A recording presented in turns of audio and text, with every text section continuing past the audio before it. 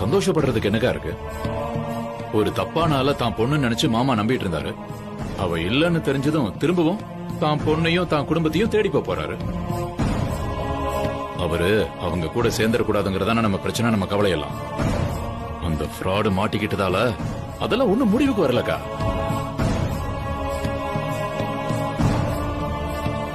அந்த குடும்பத்தை ஏதாவது ஒரு வழி பண்ணாம நம்ம நிம்மதியை தூங்கவே முடியாது. இவ்வளவு நாளா அந்த மகாவை ஃபாலோ பண்ணிட்டு இருந்தேன். திரும்ப நான் முதல்ல இருந்து ஆரம்பிக்கணும். உண்மையான குடும்பத்தை தேடி புடிச்சு விரட்டி அடிக்கணும். அது நடந்தாதான் இந்த பிரச்சனை ஒரு முடிவுக்கு வந்ததா அர்த்தம். ஆமாம்மா, மயிலக்கா மூலமா அந்த குடும்பத்தை பத்தி எப்படியாவது அந்த டீட்டெயில்ஸை வாங்க முடியுமான்னு நான் பாக்குறேன். அவங்கள அப்பா பக்கமே வர விடாத பாத்துக்கிட்டாதான் நம்ம வாழ்க்கையை நாம காப்பாத்திக்க முடியும். அப்படின்னா அந்த வேலையை சீக்கிரம் பாருடா. நானும் எவ்வளவு நாள் தான் வயித்துல நெருப்ப கட்டிக்கிட்டே கஷ்டப்படுறது. சீக்கிரம் எல்லாத்தையும் ஒரு முடிவுக்கு கொண்டு வரணும். அப்படின்னா என் பொண்ணை ஏத்துக்கிட்ட மாதிரி கஸ்தூரி வெற்றி பேசுறது வெறும் நடிப்பு தான். சுசீலாவோட குடும்பத்தை விரட்டுற திட்டத்தோட தான் இவங்க எல்லாரும் இருக்காங்க. காசு இங்க வந்திருக்கிறதும் அதுக்காக தான். ஆனா ஏன் முன்னால எல்லாரும் சகஜமா இருக்கிற மாதிரி நடிக்கிறாங்க. நாமளும் ஒரு நாடகத்தை போட்ட வேண்டியதுதான். காசி, நான் ஏற்கனவே சொன்னதுதான். அந்த குடும்பத்தை விரட்ட நீ வாங்க. என்னங்க இன்னைக்கு சீக்கிரம் வந்துட்டீங்க? இந்த பக்கம் ஒரு என்கொயரிக்கா வந்தேன். அப்படியே இந்த பக்கம் வந்தேன். குடிக்க கொஞ்சம் தண்ணி கூட. இதோ எடுத்துட்டு வரேன். என்ன மாமா ஒரு மாதிரி இருக்கீங்க? நான் ஏமாந்துட்டேன்டா காசி. இந்தாங்க.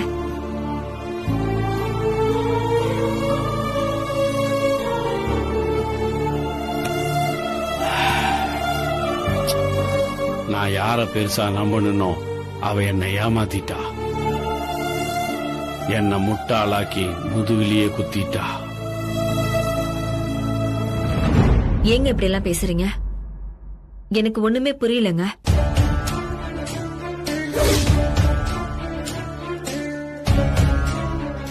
ஏங்க ஏன் அப்படி பாக்குறீங்க? என்ன மன்னிச்சிருக்க சூரி. என்னங்க என்கிட்ட மன்னிப்பெல்லாம் கேக்குறீங்க?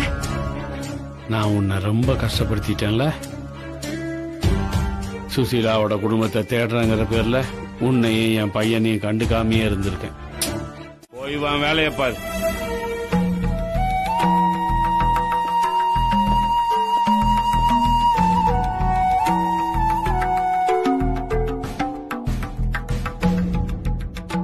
என்ன மன்னிச்சிருமா. எனக்கு உண்மை தெரியுங்கிற விஷயம் உனக்கு தெரிஞ்சிடக்கூடாதுங்கிறதுக்காகத்தான் நான் பழைய குருமூர்த்தி மாதிரி நடிச்சுக்கிட்டு இருக்கேன். பெத்த பொண்ணுன்னு தெரிஞ்சும் உங்ககிட்ட இப்படி நான் பேச ரொம்ப கஷ்டமா இருக்கு. ஆனா நீ ஜெயிக்கணும். சுசீலாவோட வைராக்கியம் ஜெயிக்கணும். அதுக்காக என்ன கஷ்டம் வந்தாலும் நான் தாங்கிக்கிறேன். வயசுல சின்னவளா இருக்க நீயே எல்லா கஷ்டத்தையும் தாங்கிக்கிறப்போ உன்னை பெத்த என்னால முடியாதாமா? நீங்க ஜெயிக்கிற வரைக்கும் இந்த வேதனை கஷ்டம் எல்லாமே நான் எனக்கு கொடுத்துக்கிற தண்டனை. ஆனா அரசியல்வாதியா இருக்கிற நாம அப்படி யோசிக்கவே கூடாது. எதிர்கட்சியா இருந்தாலும் நமக்கு இப்ப நல்ல பேரு இருக்கு. ஆளுங்கட்சி மேல ஒரு வெறுப்பு இருக்கு. சீக்கிரமே எலெக்ஷன் டேட்டா அறிவிக்க போறாங்க. இப்ப இருக்கிற நல்ல பேரை நாம காப்பாத்திக்கிட்டா திரும்பவும் ஆட்சியை பிடிக்கிறதுக்கு நிறைய வாய்ப்பு இருக்கு. இன்னும் சொல்ல போனா நாம தான் உறுதியா ஆட்சியை பிடிப்போம். சாதாரண கான்ஸ்டபிள் மேல கைய வச்சு நாம அதை கெடுத்துக்கணுமா? பெத்த பையன் ஜெயில இருக்கிறது பெரிய வேதனை தான். அதையும் எப்படி நமக்கு லாபமா மாத்துறதுன்னு யோசி. என் பையன் மேல எந்த தப்பும் இல்ல. ஆளுங்கட்சி தான் என்ன பழிவாங்க. என் பையன் வாழ்க்கைய பலி கொடுத்துட்டாங்கன்னு நீ போற எல்லா மீட்டிங்லயும் பேசு, கதறி ஆளு. உன் மேல மக்களுக்கு அனுதாபம் வர்ற மாதிரி நடந்துக்க. சூழ்நிலை நமக்கு எதிரா சதி செஞ்சாலும் அதை சாதகமா மாத்திக்கிறது அரசியல் தந்திரம். உன் பையன் ஜெயில இருக்கிற பிரச்சனைய வச்சு நீ இப்படிதான் காய் நகர்த்தணும். அதை விட்டுட்டு அந்த கான்ஸ்டபிள கொல்றதால என்ன கிடைக்கும் உனக்கு? பழி வாங்கின திருப்தியும் சந்தோஷமும் கொஞ்ச நாளைக்கு தான் இருக்கும். ஆனா நீ செய்ய போற காரியம் எலெக்ஷன்ல எவ்வளவு பாதிப்பை ஏற்படுத்தும்னு யோசிச்சியா? எதிர்கட்சியா இருக்கும் போதே ஒரு லேடி போலீஸ போட்டு தள்ளிட்டாங்க. இவங்க ஆட்சிக்கு வந்தா இன்னும் என்ன வெள்ளம் நடக்குமோன்னு பப்ளிக் மனசுல நம்ம மேல ஒரு வெறுப்பு உருவாயிரும். ஆளுங்கட்சியா ஆட்சியில உட்கார வேண்டிய நாம திரும்பவும் 5 வருஷத்துக்கு வனவாசம் போற மாதிரி ஆயிடும். உன் தனிப்பட்ட பழி வாங்குற உணர்ச்சிக்காக கட்சியோட எதிர்காலத்தை நாசமாக்க போறியா? சரிண்ணா, இப்ப என்னதான் பண்ண சொல்றீங்க? அந்த கான்ஸ்டபிள கொல்ற திட்டத்தை தள்ளி போடு. அவன் நம்ம பார்வையை விட்டு எங்க ஓடிட போறான்? எலெக்ஷன் முடியட்டும், முதல்ல ஆட்சியை பிடிப்போம். வேணாம் போ. சரிங்க. அதுக்கப்புறம் பொறுமையா அவ கதையை முடிப்போம். ஆளுங்கட்சி ஆனதும் நாம என்ன செஞ்சாலும் ஈஸியா மூடி மறைச்சிடலாமே. என்ன சொல்ற? அரசியல்ல எனக்கு குரு வழிகாட்டி எல்லாமே நீங்க தான். நீங்க சொல்ற மாதிரியே செஞ்சிடலாம். காலையில வீட்டுல இருந்து ஸ்டேஷனுக்கு வர நம்போ வந்த மாதிரியே திரும்ப வீட்டுக்கு போவோம்னு உத்தரவாதமா சொல்ல முடியுமா? முடியாது இல்ல. நாம புடிச்சு வைக்கிற ஒவ்வொரு கிரிமினலும் எப்ப எமனா மாறுவான்னு யாருக்கும் தெரியாது. கரெக்டா சொன்னீங்க ஆண்டவரே. முதல்ல குற்றவாளியை பிடிச்சா வானத்தை பார்த்து சுடுங்கிறாங்க, அதுக்கப்புறம் முழங்கால கீழே சுடுங்கிறாங்க. அதுக்குள்ள அவன் நம்மள சுத்துறானே, நம்ம என்ன பண்றது? நம்ம உயிருக்கு யார் உத்தரவாதம்? அப்படி ஒரு நெருக்கடியான சூழ்நிலை தான் நம்ம எல்லாம் வேலை செஞ்சுட்டு இருக்கோம்.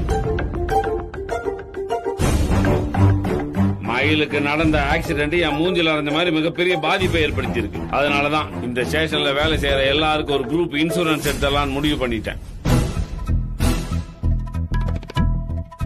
குரூப் இன்சூரன்ஸா? அப்படின்னா என்ன தலைவரே?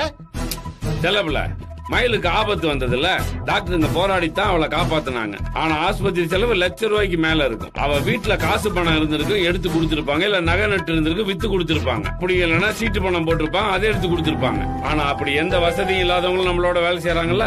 திடீர்னு அவங்க உடம்புக்கு ஏதாவது ஒண்ணு ஆயிடுச்சுன்னா,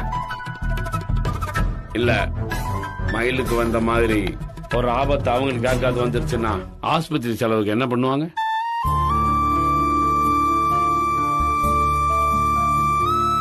உடம்புக்கு முடியலங்கிற வேதனையை தாண்டி பணத்துக்கு என்ன பண்ண போறோங்கிற கவலையும் டென்ஷனும் தான் அவங்களுக்கு அதிகமா இருக்கும்.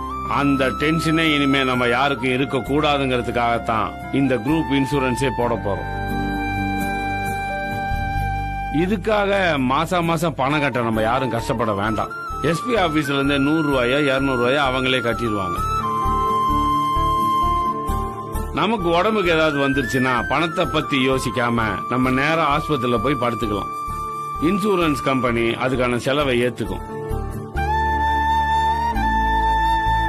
ரொம்ப பிரமாதமான திட்டம் தலைவரே. எல்லாரும் நல்லா இருக்கும் நினைக்கீங்களா? அதுக்காகவே ஒரு ஸ்பெஷல் சல்யூட் அடிக்கிறேன் தலைவரே. செலவுல இதெல்லாம் ஒரு விஷயமே இல்ல. நிறைய பிரைவேட் செக்டார்ல இதெல்லாம் செய்யறாங்க.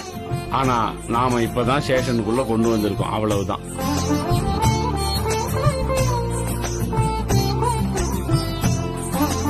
பரமரே, பரமரே, என்ன அப்படியே உறைஞ்சு போய் நிக்கிறீங்க? ஆண்டவரே, நீங்க எங்க மேல வச்சிருக்க அன்பு இந்த வானத்தை விட அவசரமானது, கடலை விட ஆழமானது, பூமியை விட ரொம்ப பெருசுங்க ஆண்டவரே.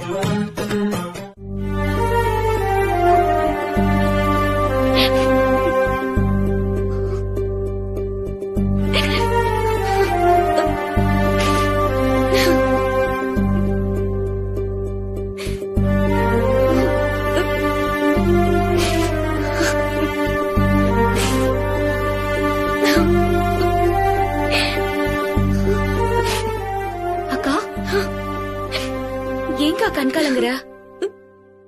மாமா ஞாபகம் வந்துருச்சா? அவரை மறந்த தானடி ஞாபகம் வர்றதுக்கு. இந்த பாழா போன மனசு அந்த மனுஷனையே சுத்தி சுத்தி வந்துட்டு இருக்கு. உருப்படியான ஒரு வேலைய பாத்துக்காம தப்பான வழியில போயிட்டாருன்னு எனக்கு அவர் மேல கோவம் இருக்கு. உள்ள வர போற நேரத்துல அவர் என் பக்கத்துல இல்லங்கிற வருத்தமும் இருக்கு. அந்த மனுஷனை பத்தி கவலைப்படக்கூடாதுன்னு எனக்கு நானே திரும்ப திரும்ப சொல்லிக்கிறேன். எதையும் நினைச்சு என் கவனத்தை மாத்திக்க போராடுறேன். ஆனா அங்க இங்கேயும் சுத்தி கடைசியில என் மனசு அவர்கிட்ட தாண்டி போய் நிக்குது. நான் என்னடி பண்ணுவேன்? அக்கா, மாமா நீ காதலிச்சு கல்யாணம் பண்ணிக்கிட்ட மனுஷன்கா. அவரை நினைக்காம உன்னால இருக்க முடியாதுன்னு எனக்கு புரியுதுக்கா. அவருக்கு இது புரிஞ்சிருந்தா இப்படி ஒரு காரியத்தை செஞ்சிருப்பாரா? இங்க அவருக்கு என்னடி பிரச்சனை இருந்துச்சு? மாப்பிள்ளங்கிற மரியாதை எந்த நிலைமையிலயும் குறையாம தானே நம்ம பாத்துக்கிட்டோம். அவருக்கு வேலை கிடைச்சு சம்பாதிக்கிற வரைக்கும் நீ எல்லா செலவையும் பாத்துக்கிறன்னு தானே சொன்ன. அப்புறம் ஏண்டி பணத்துக்காக அவர் அந்த பாவத்தை செய்யணும்? அவர் மட்டும் ஒழுங்கா இருந்திருந்தா எனக்கு இந்த கஷ்டம் வந்திருக்குமா? அக்கா, நேரம் சரியில்லைன்னா எல்லாருக்குமே புத்தி இப்படி தடுமாறுறது சகஜம்தான்க்கா. மாமாவோ ஏதோ பலவீனமான நேரத்துல இந்த தப்ப பண்ணிட்டாரு. ஜெயில் தண்டனை அவரை முழுசா மாத்தி இருக்கும்னு நம்ம நம்புவோம்க்கா. வயித்துல பாப்பா இருக்கிற இந்த நேரத்துல நீ இதையெல்லாம் நினைச்சு ஸ்ட்ரெஸ் ஆக கூடாதுக்கா. இந்த அக்கறை அந்த மனுஷனுக்கு இருந்திருக்கணும்டி. நாம தப்பு பண்ணி மாட்டிக்கிட்டா புள்ள தாட்சியா இருக்கிற நம்ம பொண்டாட்டி எவ்வளவு வேதனைப்படுவான்னு யோசிச்சிருக்கணும். முன்ன பின்ன எதையும் யோசிக்காம அவர் இஷ்டத்துக்கு எதையோ செஞ்சுட்டு போயிட்டாரு. அவர் பண்ண வேலையால தினம் தினம் நான் தாண்டி சித்திரவதையை அனுபவிக்கிறேன். இதையே நினைச்சு பொழுமே மறுபடியும் உடம்ப கெடுத்துக்காதக்கா. உசிருக்கு போராடின நானே மீண்டு வந்துடலையா? அதே மாதிரி இந்த பிரச்சனையும் சரியாயிடும்னு பாசிட்டிவா யோசிக்கா. என்னால முடியலடி. நாளைக்கு எங்க கல்யாணம்.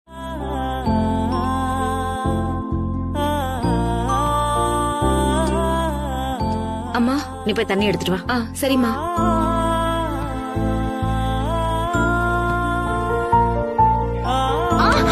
ஐயோ மலரு, என்னடி நீ? பாத்து வரவனா? நல்லா தானே நடந்து வந்த. என்னாச்சு உனக்கு திடீர்னு? புடவையில கால் தடுக்கிடுச்சுமா. மலரு, இது உனக்கு 7வது மாசம். இந்த 3 மாசத்துக்கு நீ ரொம்ப கவனமா இருக்கணும். எந்த கஷ்டமான வேலையும் செய்யக்கூடாது. மெதுவாதான் நடக்கணும். படுக்கையில இருந்து எந்திரிக்கும் போது மெதுவாதான் எந்திரிக்கணும். நீ உன் உடம்ப ரொம்ப பக்குவமா பாத்துக்கணும். அதாம்மா குழந்தைக்கு நல்லது. வா வாக்கா. பாத்து. எப்பவும் பாத்துதாம்மா நடப்ப. வா. இன்னைக்கு என்னாச்சுன்னே தெரியல. உக்காரு. என்னையே அறியாம தடுக்கிடுச்சுமா. இத பாரு, அப்படி தெரியாம எல்லாம் கூட நடக்க கூடாது. அந்த அளவுக்கு நீ எச்சரிக்கையா இருக்கணும். ஆமா, உன்னை டாக்டர் எத்தனாம் தேதி செக்கப்க்கு வர சொன்னாரு? 18ஆம் தேதிமா. 18ஆம் தேதினா நாளைக்குதான். அம்மா, நாளைக்கு அக்காவுக்கு கல்யாண நாளுமா. நம்ம 3 பேரும் ஒன்னா கோவிலுக்கு போலாம். நீங்க அப்படியே ஹாஸ்பிட்டலுக்கு போயிடுங்க, நான் அப்படியே டியூட்டிக்கு போயிடுறேன். அதுவும் நல்ல யோசனை தான். கல்யாண நாள் அன்னைக்கு மாப்பிள்ளையும் நம்ம கூட இருந்திருந்தா நல்லா இருந்திருக்கும். பாவம், அவர் இல்லாதது இவளுக்கு தான் கஷ்டமா இருக்கும். அம்மா, நடந்ததை நினைச்சு வருத்தப்படுறதுல அர்த்தமே இல்லம்மா. அடுத்த வருஷத்துக்குள்ள எல்லாமே சரியாயிடும்னு நம்ம சாமி கிட்ட வேண்டிப்போம். சரிம்மா, நீயும் உட்காரு. எல்லாரும் சேர்ந்து ஒன்னா சாப்பிடலாம்.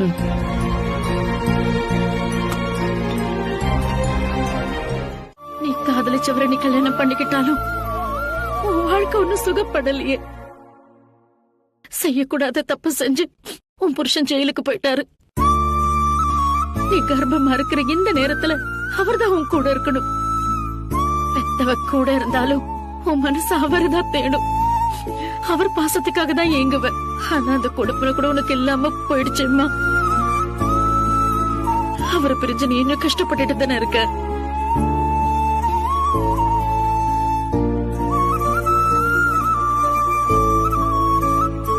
உன் வாழ்க்கைதான் இப்படின்னா கையில் போன இடமே தெரியல.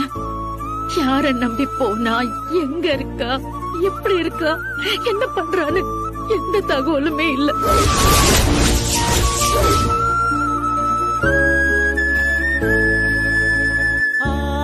அவன் மேல எனக்கு கோவம் வருத்தம் இருந்தாலும் அவளுக்கு என்னாச்சுங்கிற பயத்துல எனக்கு அடி வயிறு கலங்குது.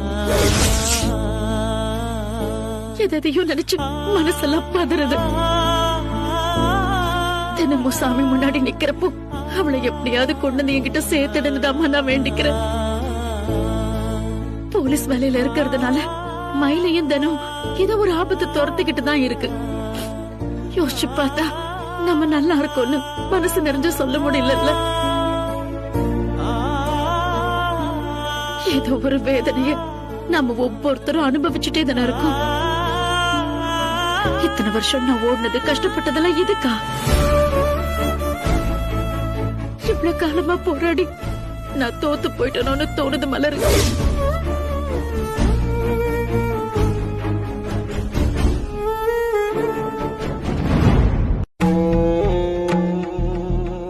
பார்த்தேன். வா.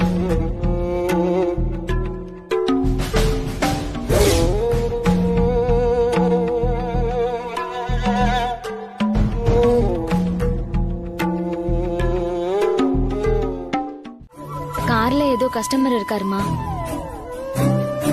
அவருக்காக தான் இப்படி சேவை பண்ணிட்டு இருக்காரு. இந்த தம்பிக்கு ஏமா இந்த தலை எழுத்து?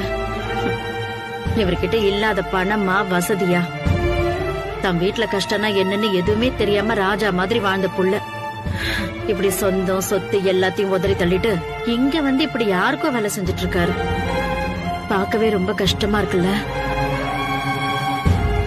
நமக்கே இப்படி இருக்குன்னா அவரை பெத்தவங்களை பத்தி யோசிச்சு பாரு. தம்பி பண்ற வேலைய பார்த்தாங்கன்னா அவங்க மனசு என்ன பாடுபடும்.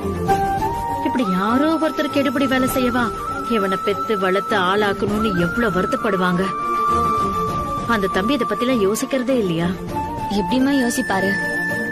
இதெல்லாம் இவரா போய் இழுத்துக்கிட்டு செய்யற வேலை தானே. இவர் வீட்டுல இவரை யாரும் ஒதுக்கி வைக்கல, இவர் தான் விலகி வந்துட்டாரு. இப்ப அவரு திரும்பி போனா கூட அவங்க ஏத்துக்க தயாரா தான் இருப்பாங்க. இவர் தான் போக மாட்டேன்னு பிடிவாதமா இங்கேயே உட்கார்ந்துட்டு இருக்காரு. ஒரு வசதியான வாழ்க்கை கிடைச்சும் அது எனக்கு வேணா, நான் இப்படிதான் கஷ்டப்படுவேன்னு வீம்பா நிக்கிறவரை நாம என்னமா பண்ண முடியும்? அதுக்குன்னு நாம விட்டுறக்கூடாதுமா. தம்பி இப்படி இருக்க காரணம் நம்ம எல்லாருக்குமே தெரியும்ல. அதான் நமக்கு ரொம்ப உறுத்தலாவும் சங்கடமாவும் இருக்கு. நம்மளாலதான் இப்படி ஒருத்தர் தன்னையே வருத்திக்கிறான்னு தெரிஞ்சும் அத நம்ம வேடிக்கை பாக்குறது ரொம்ப தப்பு மலரு. அவரை வீட்டுக்கு திரும்பி போங்கன்னு சொல்ல முடியாது. அது அவரா பார்த்து எடுக்க வேண்டிய முடிவு. ஆனா வருமானத்துக்காக அவரு தன் தகுதியை குறைச்சுக்கிட்டு இந்த மாதிரியான வேலையெல்லாம் செய்ய வேண்டிய அவசியம் இல்ல. இந்த டிரைவர் வேலையை விட்டுட்டு அவரு தனக்கேத்த மாதிரி ஒரு நல்ல வேலையை தேடிக்கலாமே. அதத்தான் இந்த தம்பி ஏன் செய்யலன்னு எனக்கு புரியல.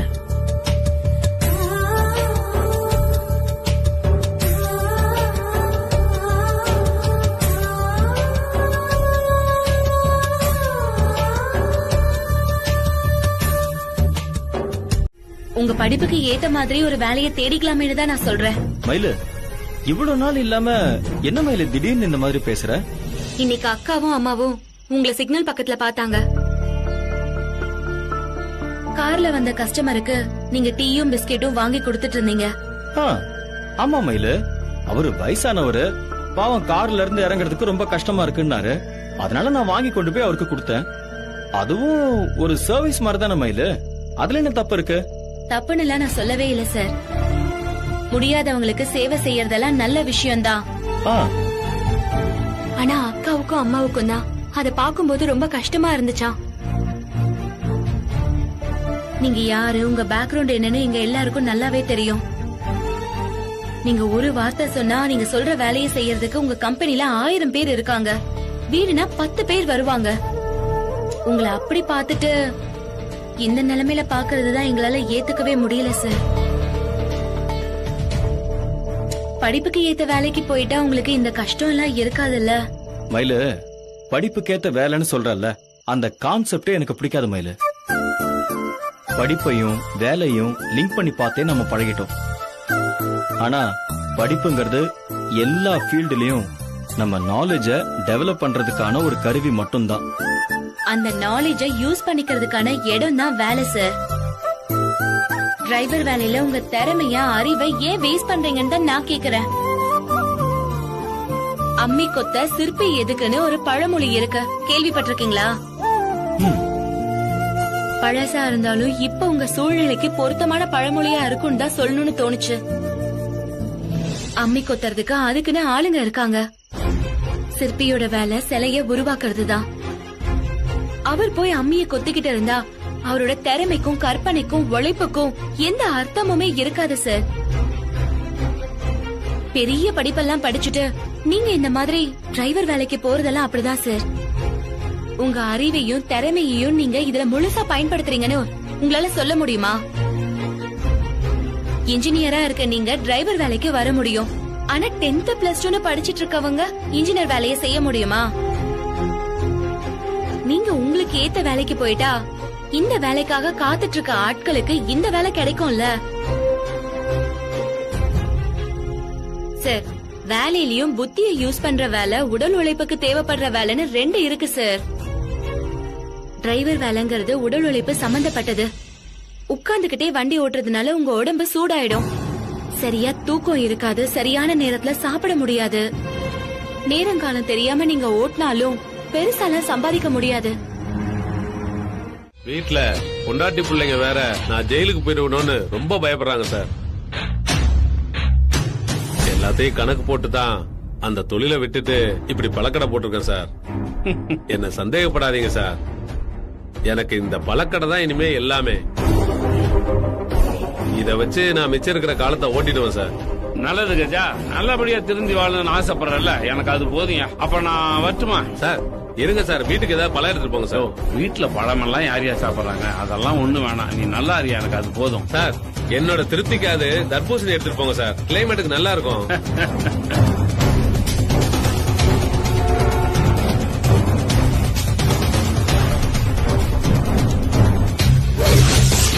என்ன கஜா, எல்லாம் நல்ல பழம் தானே, அப்புறம் என்ன தட்டி தட்டி பாக்குற?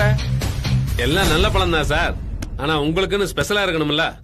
இந்தாங்க சார், எடுத்துட்டு போங்க சார்.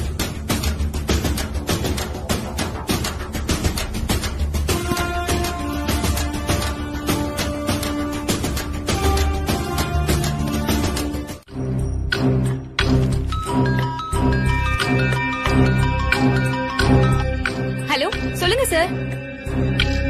மயிலு, உன்னை நம்பி நான் ஒரு நம்பிக்கையான விஷயத்த ஒப்படைக்க போறேன். அந்த அசைன்மெண்ட் நீ கரெக்டா செஞ்சு முடிக்கணும்.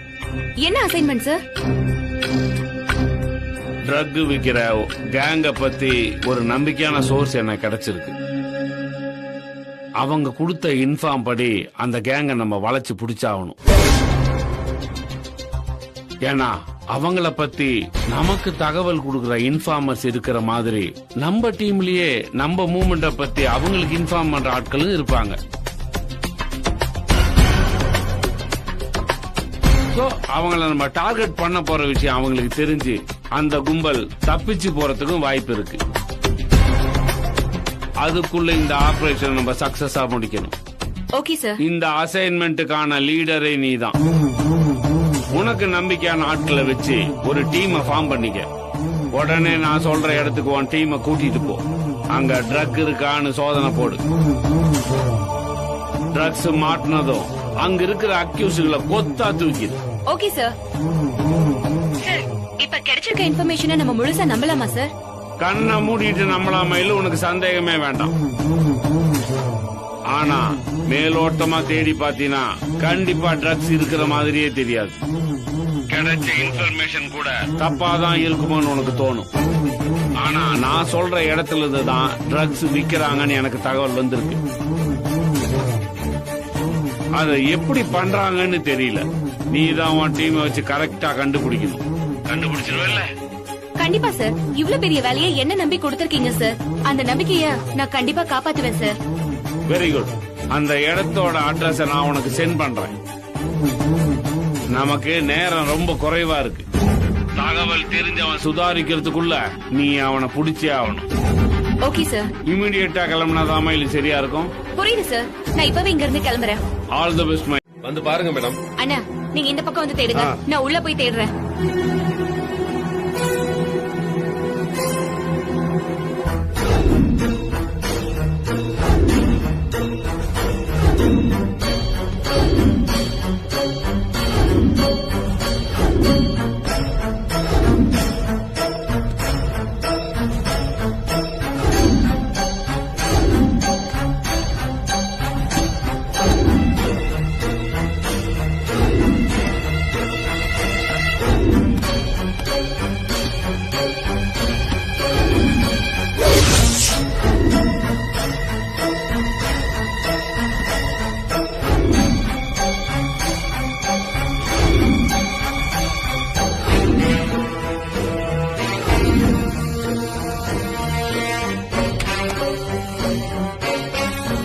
என்னாச்சுக்கா? ஒன்னும் கிடைக்கல மயிலு. சாருக்கு கிடைச்சது ராங் இன்ஃபர்மேஷன் நினைக்கிறேன். நான் தான் சொன்னேன் மேடம், இந்த கருமம் பிடிச்ச தொழிலை விட்டுட்டு தான் இந்த பழக்கடையே போட்டிருக்கேன். பொட்டலம் வைக்கிறவங்க இப்பவும் இந்த ஏரியால சுத்திக்கிட்டு தான் இருக்காங்க.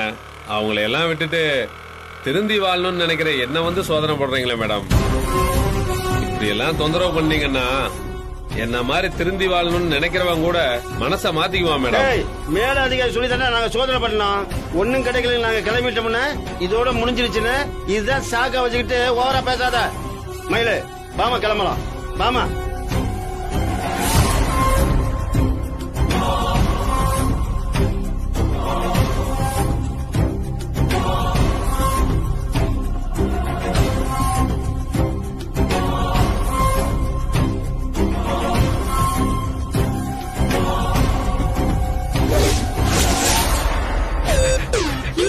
இங்க வந்துச்சு.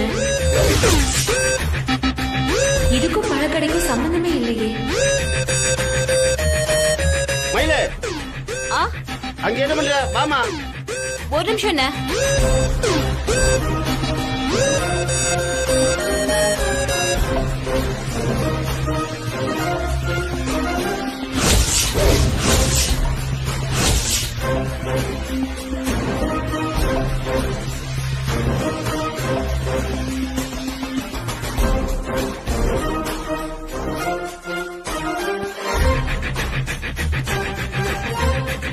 மேடம், அதான் ஒண்ணும் கிடைக்கலையா மேடம்?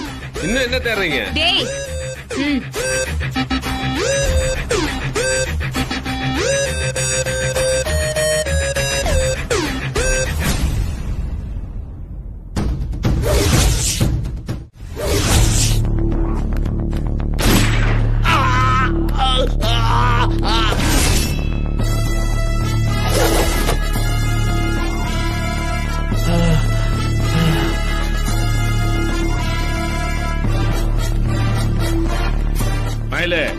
இவன் அக்யூஸ்ட் எப்படி கன்ஃபார்ம் பண்ண? சார், இவன் பழத்துக்குள்ள பொட்டலத்தை மறைச்சு வித்துட்டு இருக்கான் சார். பொட்டல இருக்க பழத்தை அடையாளத்துக்காக அது மேல ப்ளூ புள்ளியும் வச்சிருந்தான் சார். ஒரு பழத்தை உடைச்சு பார்த்துதான் சார் நான் இவனை கன்ஃபார்ம் பண்ணேன். வெரி குட் மயில், பிரில்லியண்டா நீ ஒர்க் பண்ணிருக்க. செல்லப்பல ரத்தம் வடிகிற கால்ல ஒரு கட்ட போட எமர்ஜென்சிக்கு நீங்க கடைக்கு போய் அந்த பழங்களை எடுத்துட்டு ஸ்டேஷனுக்கு வந்துருங்க. வந்த வண்டியிலேயே நான் இவனை கூட்டு போயிட்டு வந்தேன்.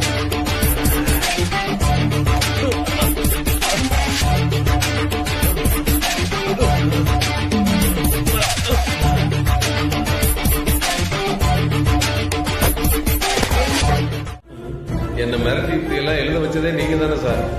இப்ப என்னமோ எதுவும் தெரியாத மாதிரி இந்த அம்மா மிரட்டுச்சான்னு கேக்குறீங்க? டாய், உங்ககிட்ட தானே கேக்குறேன், பதில் சொல்றான். சில மாதிரி நிக்கிற என்ன தண்டிச்சிருங்க, மத்தவங்களை ஃப்ரீயா விட்டுருங்கன்னு சொல்லி பெருசா எங்களுக்கு ஆர்டர் போடுற. அவ்வளவு நல்லவனாடா நீ? உன் பெருந்தன்மையை நினைச்சு எனக்கு புல் அரிக்குதுடா. நீயாவே இப்படி எல்லாம் எழுதியிருப்பேன் நான் நம்பவே இல்லை. மரியாதையா சொல்லிடு, உன்னை யார் இப்படி எழுத வச்சாங்க? சார், நீங்க தானே. நானா உன்னை எப்படி எழுத சொன்னேன்? நான் உன்னை வெறும் ஸ்டேட்மெண்ட் தான்டா எழுத சொன்னேன். சார், திருந்தணும்னு முடிவாயிடுச்சு. ஜெயிலுக்கு போறதுக்கு முன்னாடி ஒரு 4 பேருக்கு நல்லது செஞ்சுட்டு போயிடலாமே அப்படின்ட்டு தான் இப்படி எழுதுனேன் சார். யாரோட மிரட்டலுக்கும் பயந்து நான் இப்படி எழுதல சார். சார், இப்பவாது உங்க சந்தேகம் தீர்ந்துருச்சா சார்? பாவம் செஞ்சிட்டோமேனு மனசு உறுத்தி தான் சார் இவன் இந்த வாக்குமூலத்தையே கொடுத்திருக்கான். இதை ஏத்துக்கிட்டு என் மாமாவை வெளியே கொண்டு வரதுக்கு உதவி பண்ணுங்க சார். என் அக்கா இப்ப கன்சீவா இருக்காங்க சார்.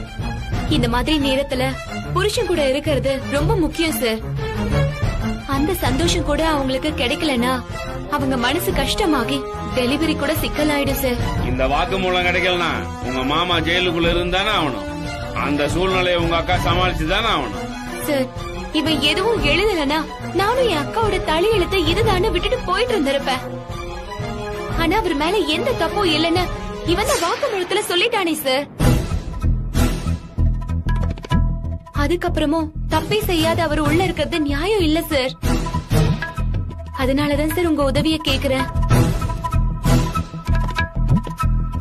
தலைவரே, மயில் தான் இவ்வளவு தூரம் கேக்குதுல்ல. நியாயமுள்ள விஷயத்துக்கு மயில் கொடி பிடிக்காது.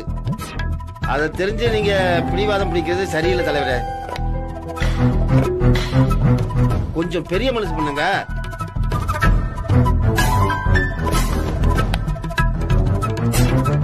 சரி செல்லப்புல, மயிலும் ரொம்ப கெஞ்சரா. நீயும் ஸ்ட்ராங்கா ரெக்கமெண்ட் பண்ற.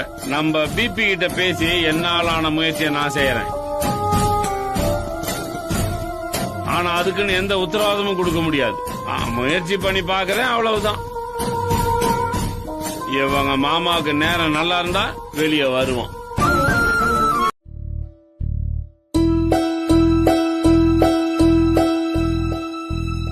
என்னங்க சார்? தேங்க்ஸ் மயில.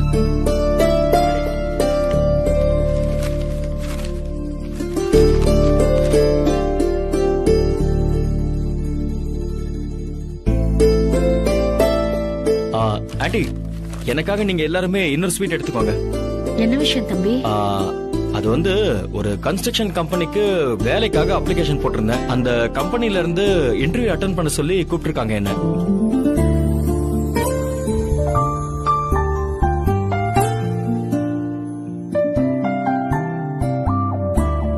கேக்குறதுக்கே ரொம்ப சந்தோஷமா இருக்கு தம்பி. தாமதமா இருந்தாலும் ரொம்ப நல்ல முடிவா எடுத்திருக்கீங்க. நேத்து நானும் மலரும் கோயிலுக்கு போயிட்டு வரும்போது உங்களை பார்த்தோம். ஒரு பெரிய கோடீஸ்வரன் வீட்டு பையன் நீங்க. முதலாளிங்கிற கம்பீரத்தோட மத்தவங்கள வேலை வாங்கிதான் உங்களுக்கு பழக்கம். அப்படி பார்த்த உங்களை அந்த நிலைமையில பார்த்ததும் மனசுக்கு ரொம்ப சங்கடமாயிடுச்சு தம்பி. இருக்கிற வசதி வாய்ப்பு எல்லாம் விட்டுட்டு தம்பி எப்படி கஷ்டப்படணும்னு நாங்க ரொம்ப வருத்தப்பட்டு பேசிக்கிட்டோம். ஆண்டி, மயிலு எல்லா விஷயத்தையும் என்கிட்ட சொன்னா. உங்க படிப்புக்கும் தகுதிக்கும் தகுந்த மாதிரி ஒரு வேலையை நீங்க தேடிக்கோங்கன்னு சொல்லி அவதான் எனக்கு அட்வைஸே பண்ணா. இவ்வளவு நாளா நான் அதை பத்தி யோசிச்சது கூட கிடையாது ஆண்டி. இந்த டிரைவர் வேலைங்கிறது எனக்கு தானா கிடைச்சது. இந்த குதிரைக்கு கடிவாளம் போட்ட மாதிரி நான் இதுலயே ஓடிட்டு இருந்தேன். மயில் வந்து என்கிட்ட பேசினதுக்கு அப்புறமா தான் நாம செஞ்சிட்டு இருந்தது எவ்வளவு பெரிய முட்டாள்தனம்னு எனக்கு தெரிஞ்சது. நான் படிச்ச படிப்புக்கு ஒரு நல்ல கம்பெனில நல்ல சம்பளமே கிடைக்கும். ஆனா அப்புறம் ஏன் இதையே நிரந்தரம்னு நினைக்கணும்னு சொல்லி என்னையே நானே கேட்டுக்கிட்டேன். அதோட பலனாதான் இன்னைக்கு இது எல்லாமே நடக்குது. விளக்குல திரியும் எண்ணெயும் இருந்தாலும் அதை ஏத்துறதுக்கு ஒரு வத்தி குச்சி வேணும்னு சொல்லுவாங்க. என் மனசை தூண்டி விட்டு நான் இந்த முடிவை எடுக்கிறதுக்கே காரணமா இருந்தது நீங்களும் மயிலும் தான். நான் நன்றி சொல்லணும்னா அது உங்களுக்கு தான் ஆண்டி முதல்ல சொல்லணும். அதெல்லாம் எதுக்குப்பா? எல்லாத்துக்கும் ஒரு கால நேரம் வேணும்ல. உங்களுக்கு இப்பதான் நல்ல காலம் ஆரம்பிச்சிருக்குன்னு நினைக்கிறேன். அதான் உங்க மனசு முடிவும் மாறி இருக்கு. எங்களுக்கும் இப்பதான் நிம்மதியா இருக்கு தம்பி. ஆண்டி, என் ஆசீர்வாதம் பண்ணுங்க ஆண்டி. என்னப்பா இதெல்லாம்? நல்லா இருங்க. உங்க தங்கமான மனசுக்கும் குணத்துக்கும் உங்களுக்கு ஒரு குறையும் வராது தம்பி. நீங்க எந்த கம்பெனிக்கு போறீங்க, என்ன வேலைன்னு எனக்கு எதுவுமே தெரியாது. ஆனா இந்த வேலை கண்டிப்பா உங்களுக்கு கிடைக்கும். ரொம்ப thanks aunty. Sir, all the best. Thank you. வாழ்த்துக்கள் சார். தேங்க்ஸ் மலர். தேங்க்ஸ் மயில. காலையில கம்பெனிக்கு போறதுக்கு முன்னால கோயிலுக்கு போயிட்டு போங்க தம்பி. நமக்கு நல்லது நடக்கணும்னா அந்த சாமியோட ஆசீர்வாதம் ரொம்ப முக்கியம். கண்டிப்பா ஆண்டி. காலையில கோயிலுக்கு போயிட்டு போறேன். வர ஆண்டி. வர மலர். வர மயில.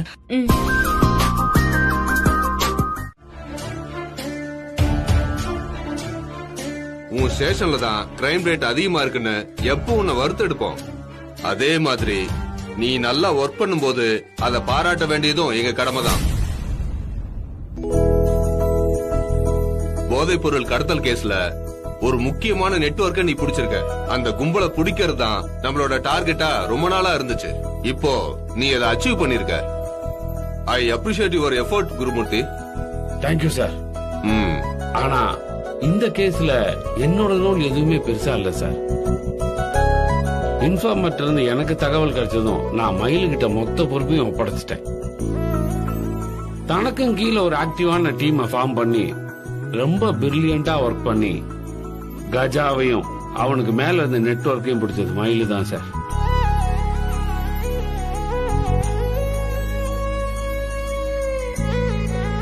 சோ உங்க மொத்த பாராட்டும் மயிலுக்கு தான் சார் போய் சேரணும். சாரோட கைடன்ஸ் இல்லாம என்னால இந்த கேஸ முடிச்சிருக்கவே முடியாது சார்.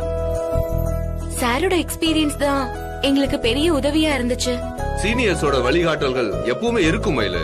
ஆனா அதை யூஸ் பண்ணிக்கிட்டு எப்படி நாம ஒரு கேஸ சக்சஸ்ஃபுல்லா முடிக்கிறோங்கிறதா முக்கியம். செயின் ஸ்நாக்சிங் கேஸ்ல இருந்து நான் உன்னை ஃபாலோ பண்ணிக்கிட்டு தான் இருக்கேன். நீ ஒரு சாதாரண கான்ஸ்டபிளா இருந்தாலும் பெரிய பெரிய கேஸ் எல்லாம் நீ ஸ்மார்ட்டா ஒர்க் பண்ணி முடிச்சு கொடுத்திருக்க.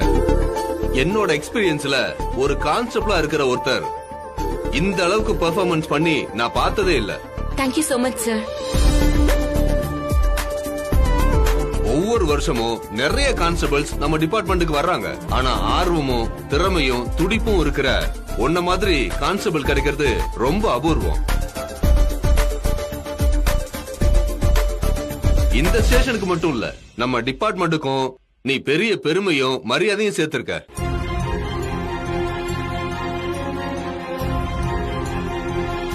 உன்னை நினைச்சு உன்னை பெத்தவங்களும் ரொம்ப பெருமைப்படுவாங்க. உண்மையை சொல்லணும்னா உன்ன மாதிரி ஒரு பொண்ணை பெத்தது அவங்களோட அதிர்ஷ்டம் தான் சொல்லணும். நான் அதிர்ஷ்டக்காரன் தான் சார். ஆனா இந்த தங்கத்தோட மதிப்பு எனக்கு அன்னைக்கு தெரியல. அதை புரிஞ்சுக்கிட்ட சமயத்துல என்னால வெளிப்படையா சொல்ல முடியாத சூழ்நிலையில மாட்டிக்கிட்டேன். இப்படி ஒரு கொடுமை யாருக்குமே வரக்கூடாது.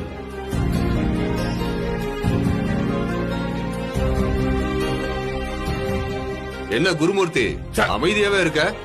நான் சொன்னதெல்லாம் உண்மைதானே? ஆமா சார். மயிலால இந்த ஸ்டேஷனுக்கு கௌரவம், பெத்தவங்களுக்கு சந்தோஷம் சார்.